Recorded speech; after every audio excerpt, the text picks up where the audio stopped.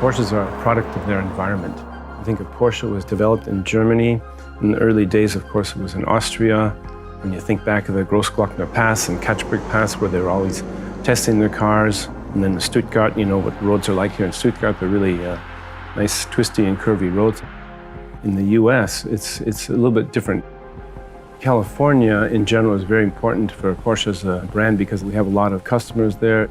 It's the automotive hub of the world as far as where trends and everything starts.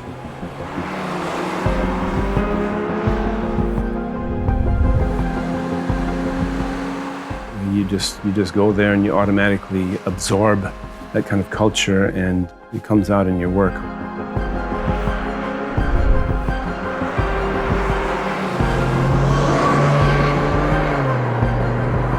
I first came to Germany in 1986 when I started with Audi, and then I came to Porsche in 1989.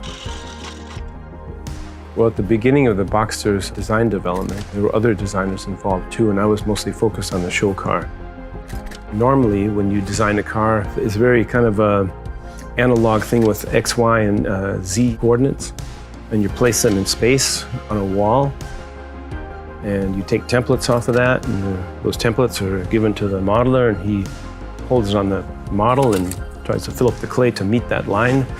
And you end up with something that's, yeah, maybe it's good, maybe it's not, but then you have to get back in there and manually change things. And the car just developed, it blossomed out of this brown clay.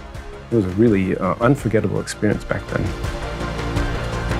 One of my favorite details is something that I wanted to do back then with the show car. Very typical Porsche, but something that nobody else thought of, and that was a central exhaust pipe. And that would all had a good reason, whether it's a 4-cylinder or 6-cylinder going back in the 550s and the 718s. You had the two banks of the cylinders. It's perfectly symmetrical. They come back and they meet in the middle. It's a central exhaust pipe. It's the most efficient way.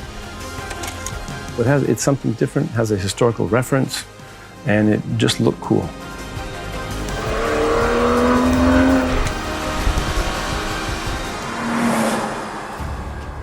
What makes the Boxster so special is that it's come to be known as the car that saved Porsche.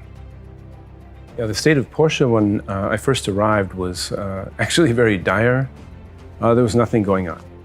And for a designer, it wasn't very interesting until we caught word that they were beginning a new development chief, which was Ulrich Bates, and he was bringing with him Harm Lagai from BMW Technik. And I knew there were going to be some changes. They were very motivated to turn the company around.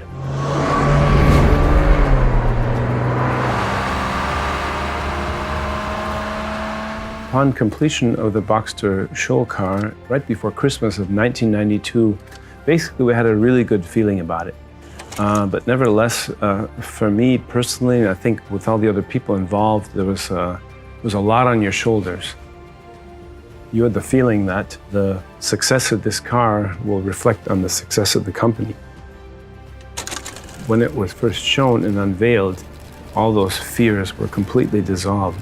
It was a complete surprise. Nobody expected Porsche to bring a car like that. Reflecting back 25 years, I did not expect the Boxster to carry on this long as like a partner car to the 911, but it has. A lot of models have come and gone. And I think the Boxster, that it's here to stay, it was a really, really good feeling for me. I couldn't imagine sitting here saying this 25 years ago.